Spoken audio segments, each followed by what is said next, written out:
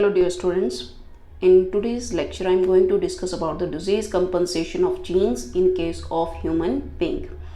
देखिए जो previous video मैंने लगाया था उसमें हमने डोजेस कंपनसेशन एक्सप्लेन की है, लेकिन वो particularly with respect to drosophila मैंने एक्सप्लेन किया है। लेकिन इस वीडियो में मैं dosage compensation in case of human being explain करूँगी। So let's start the video. जैसा कि हमें पता है कि डोजेस कंपनसेशन में हम क्या करते हैं कि चाहे मेल हो या फीमेल हो, उसमें जो एक्स क्रोमोसोम का एक्सप्रेशन है उस एक्सप्रेशन को क्या किया जाता है, इक्वल किया जाता है। इसी को हम क्या बोलते हैं, डोजेस कंपनसेशन। और जैसा कि आपको पता है कि चाहे वो हाइपो प्रोडक्शन हो या इनएक्टिवेशन, मतलब कि हाइपो प्रोडक्शन करेंगे तो एक्स क्रोमोसोम की इनएक्टिवेशन करवाई जाएगी, जैसा कि ह्यूमन बीइंग में देखा जाता है।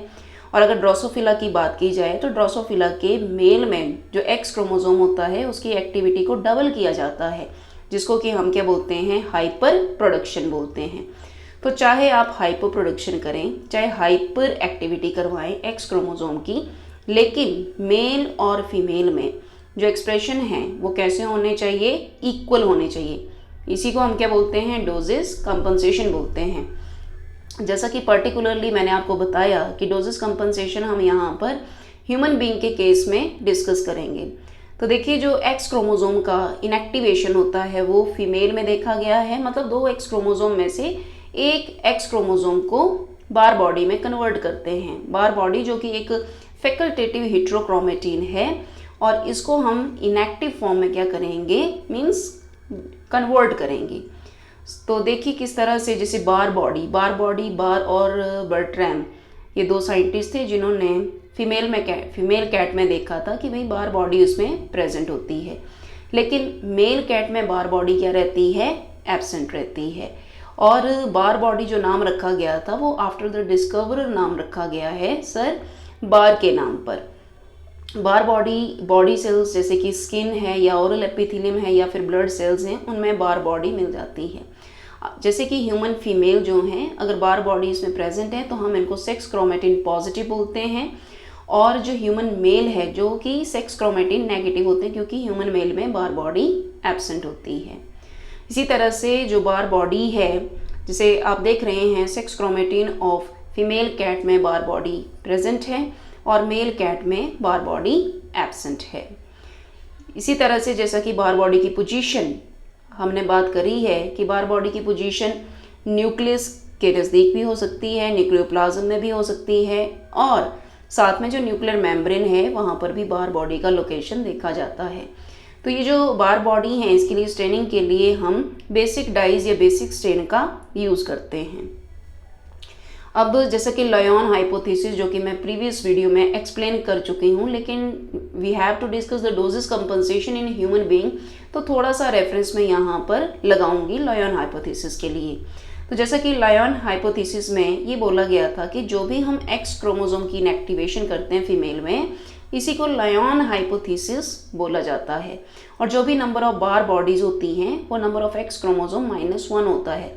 जैसे कि फीमेल में डबल एक्स क्रोमोसोम है तो बार बॉडी कितनी होगी, 1 होगी।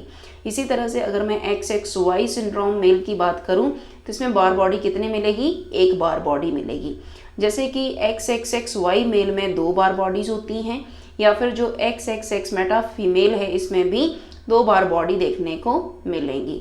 तो यहाँ पर देखा गया कि लायन ने ऑब्जर्व किया था कि कौन सा क्रोमोसोम, मतलब कि ये जो 2 एक्स क्रोमोसोम होते हैं, आप सबको पता है एक मदर साइड से आता है और एक फादर साइड से आता है, तो कौन सा एक्स क्रोमोसोम मैटरनल और पैटर्नल कौन सा इनएक्टिवेट होगा, ये एक रैंडम प्रोसेस होता है। मतलब कि कुछ सेल में मैटरनल भी हो सकता है और पैटर्नल भी क्रोमोसोम बार बॉडी में कन्वर्ट हो सकता है। इसी तरह से जैसे ये मैंने एक्सप्लेन किया है प्रीवियस वीडियो में कि जैसा कि आप देख रहे हैं ये हमें जाइगोट नज़र आ रहा है, और जाइगोट में पैटर्नल मैटरनल क्रोमोसोम्स हैं। बाकी इसमें जब अर्ली ब्लास्टोसिस्ट की बात कर रहे हैं तो अगेन आपको मैटरनल पैटर्नल क्रोमोसोम नज़र आ रहे हैं, लेकिन लेट ब्लास्टोसिस्ट में जब ये 2 डॉटर सेल में डिवाइड किया है तो यहाँ पर पैटर्नल क्रोमोसोम एक्टिव है, लेकिन जो सेकेंड मैटरनल है वो बार बॉडी में कन्वर्ट हुआ है। तो दूसरे वाले में मैटरनल वाला एक्स क्रोमोसोम एक्टिव है, तो यहाँ पर पैटर्नल वाला जो एक्स क्रोमोसोम है वो बार बॉडी में कन्वर्ट हुआ है। तो इस डायग्राम से हमें ये पता चल रहा है कि मैटरनल और पैटर्नल एक्स क्रोमोसोम में से कोई भी रेंडमली एक्स इनएक्टिवेशन या बार बॉडी फॉर्मेशन कर सकता है। इसी तरह से लेशनेहान सिंड्रोम में भी हमने बात की थी कि जो लेशनेहान सिंड्रोम है ये एक्चुअल में एक एंजाइम में डिफेक्ट की वजह से होता है, जिसको कि आप HGPRT बोलते हैं, हाइपोजेंथिन गुआनिन फॉस्फोराइबोसिल ट्रांसफेरेज बोलते हैं, जिससे कि ज़्यादातर मेंटल रिटार्डेशन और यूरिक एसिड इंक्रीज जो है वो पेशेंट में देखा जाता है, और ये एक प्यूराइन मेटाबॉलिज्म के साथ रिलेटेड एफिशिएंसी है।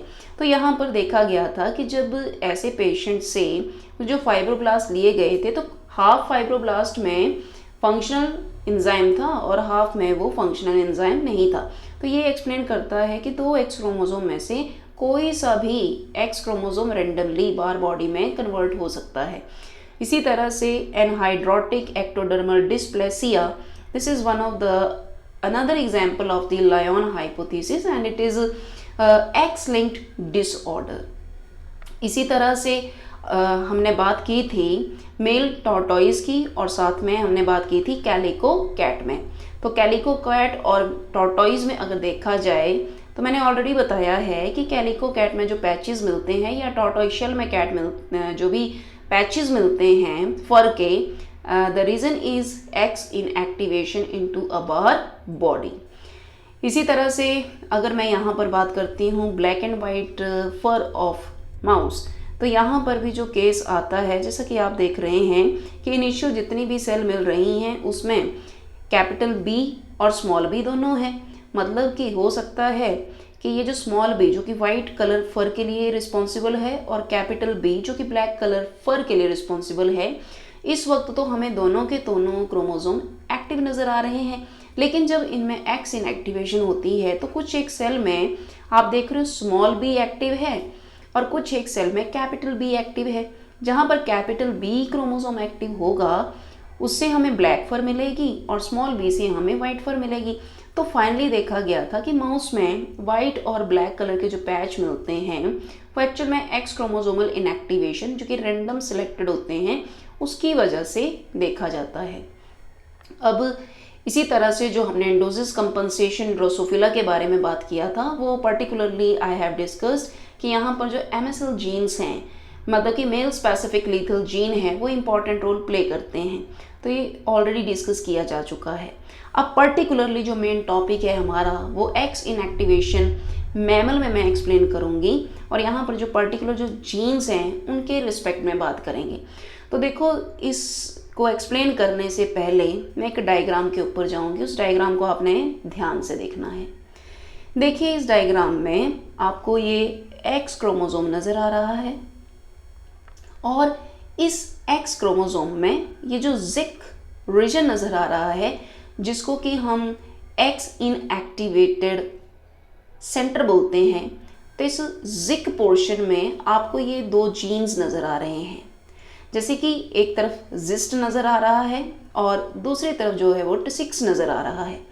एक्चुअल में जो जिस्ट है और ये 6 है ये एक दूसरे के अपोजिट काम करते हैं, मतलब ये एक दूसरे के दुश्मन हैं। तो जिस्ट का अगर आप बैकवर्ड स्पेलिंग देखो तो बैकवर्ड स्पेलिंग क्या बनेगी, 6 बनेगी। तो जिस्ट का अपोजिट जो है वो 6 है। तो आपने थोड़ा सा ध्यान रखना है कि यहाँ पर XIC जिक रीजन में जिस्ट और 6 नाम के दो जीन्स मिलते हैं और इसके बगल में ही जो रीजन पाया जाता है उसको आप क्या बोलते हो, X linked control element region बोलते हैं, जिसको कि आप XCE रीजन बोलते हैं। तो जो भी एक्स क्रोमोसोम का इनएक्टिवेशन है उसको स्टडी करने से पहले आपको ये डायग्राम ध्यान से देखना है कि एक्स क्रोमोसोम के ऊपर जिक रीजन होगा, उस जिक रीजन में जिस्ट और 6 नाम के दो जीन्स होंगे और 6 के बगल में एक रीजन और पाया जाएगा जिसको कि आप XCE X linked control element region जो है वो बोलेंगे।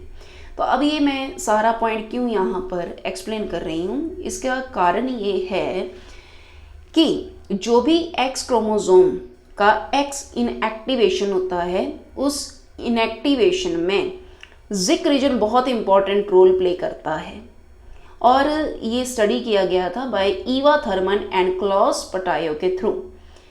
तो आप यहाँ पर देखिए कि अगर मान लो हमारे पास दो क्रोमोसोम हैं XX और 2 में से एक एक्स क्रोमोसोम के पास अगर जिक रीजन है तो बार बॉडी फॉर्म हो जाएगी। लेकिन अगर मान लीजिए कोई डिफेक्ट आता है और जो फीमेल है उसमें सिर्फ एक ही एक्स क्रोमोसोम हो और दूसरा एब्सेंट हो, तो सिंगल जिक जो है वो बार बॉडी की फॉर्मेशन नहीं कर पाएगा। तो आपने थोड़ा सा आइडिया रखना है कि डबल एक्स क्रोमोसोम का होना इम्पॉर्टेंट है बार बॉडी की फॉर्मेशन के लिए। अगर सिंगल एक एक्स क्रोमोसोम होगा तो जिक रीजन जो है वो इनएक्टिवेशन नहीं करेगा। तो ये पॉइंट आप प्लीज़ थोड़ा सा रिमाइंड करें यहाँ से। अब नेक्स्ट पॉइंट पे अगर मैं बात करती हूँ तो ये जो आपको जिस्ट नाम का जीन नज़र आ रहा है, जिसको कि हम एक्स इनएक्टिव स्पेसिफिक ट्रांसक्रिप्ट बोलते हैं, तो जिस एक्स क्रोमोसोम पर जिस्ट एक्टिव होता है, ये जीन एक्टिव होता है, उसी में बार बॉडी की फॉर्मेशन होती है, उसी एक्स क्रोमोसोम की इनएक्टिवेशन देखी जाती है। ये पॉइंट ध्यान से सुनना है कि जिस एक्स क्रोमोसोम में जिस्ट एक्टिव होता है, ये जीन काम करता है, वहीं पर एक्स क्रोमोसोम इनएक्टिवेशन या बार बॉडी देखी जाती है। और जब कभी भी कुछ इस तरह से हो तो जिस्ट जब ट्रांसक्राइब करता है तो जिस्ट आरएनए बनता है, और ये जो जिस्ट आरएनए है ये क्रोमोसोम या उन जीन्स की कॉम्पैक्शन को परफॉर्म करता है। ठीक है, जो जिस्ट है वो क्या करेगा, जीन्स की कॉम्पैक्शन करेगा, मतलब जीन के एक्सप्रेशन को रोकेगा। इसी तरह से ये जो साइड में आपको 6 नाम का जीन नजर आ रहा है, ये जिस्ट के अपोजिट काम करता है। मतलब ये कोशिश करेगा कि बार बॉडी ना बने और जिस्ट कोशिश करेगा कि बार बॉडी बने। तो जिस एक्स क्रोमोसोम में जिस्ट एक्टिव होगा वहां पे 6 इनएक्टिव होता है। ठीक है, और शायद अब आपको थोड़ा सा क्लियर हुआ होगा कि दोनों के दोनों एक्स क्रोमोसोम बार बॉडी क्यों नहीं बना देते।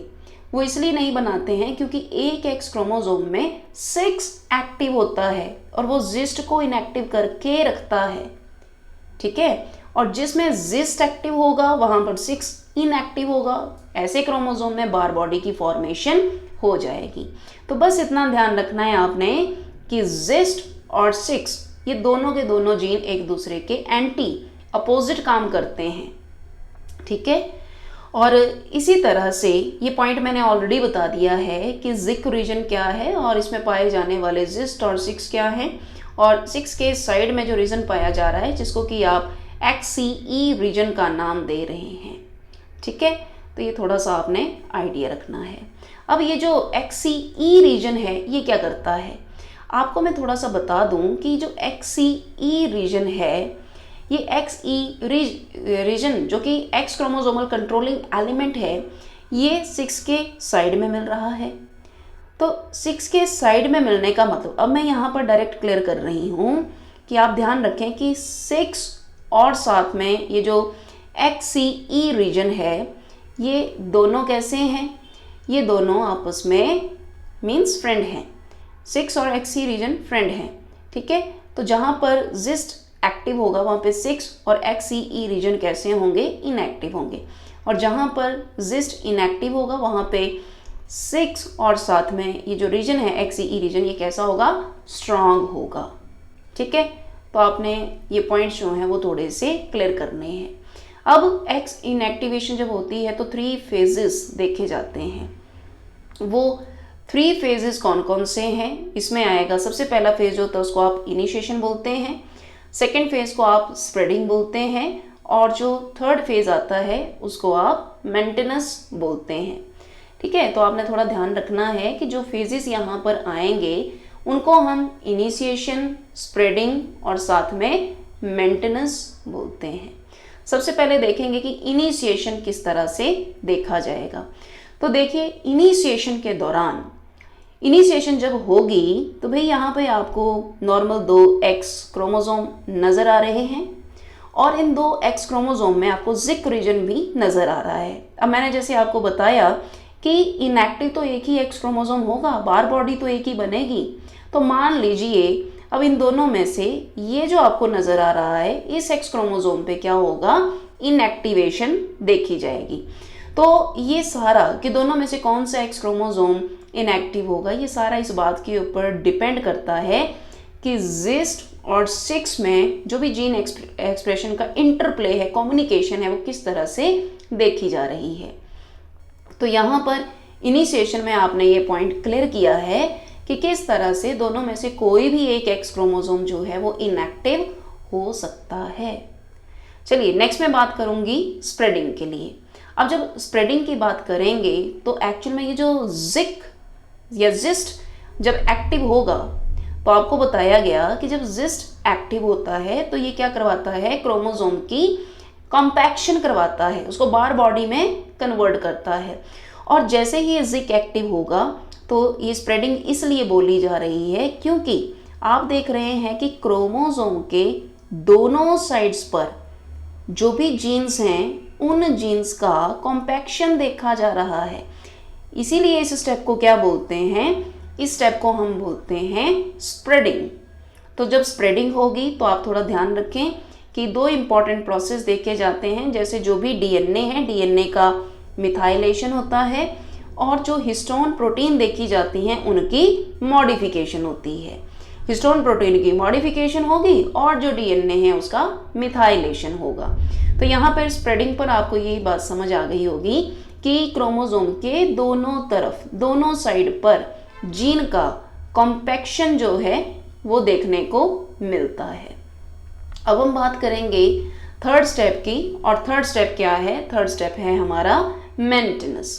तो मेंटेनेंस की अगर बात कर रहे हैं, क्योंकि इनिशिएशन में एक्स इनएक्टिवेटेड कर दिया गया है, स्प्रेडिंग में दोनों तरफ जीन की कॉम्पैक्शन हो गई है, और अगर मैं मेंटेनेंस की बात करूं तो मेंटेनेंस का मतलब है कि ये बार बॉडी आगे जो भी सेल्स डिवाइड कर रही हैं वहां पर भी क्या होनी चाहिए, सेल डिवीजन के साथ रेप्लिकेट होकर ट्रांसफर होनी चाहिए। इसको हम क्या बोलते हैं, मेंटेनेंस बोलते हैं। तो आई होप आपको ये थोड़ा सा एक्स इनएक्टिवेशन का फिनोमेना जो है वो थोड़ा सा आइडिया में लगा होगा। तो यहाँ पर जो भी पॉइंट्स मैंने आपको बताए उसमें जो पॉइंट इम्पॉर्टेंट है और नोट करने वाला है वो आपको जो भी मैंने डीएनए के बारे में बताया कि जिस्ट रीजन है या टिक्स रीजन है या फिर एक्सीई रीजन है, that play very very important role in the inactivation process. तो होपफुली आपको समझ आया होगा, और अगर कहीं पर भी डाउट हो doses compensation of human being में तो आप मुझे कमेंट सेक्शन में लिख सकते हैं। So thank you so much.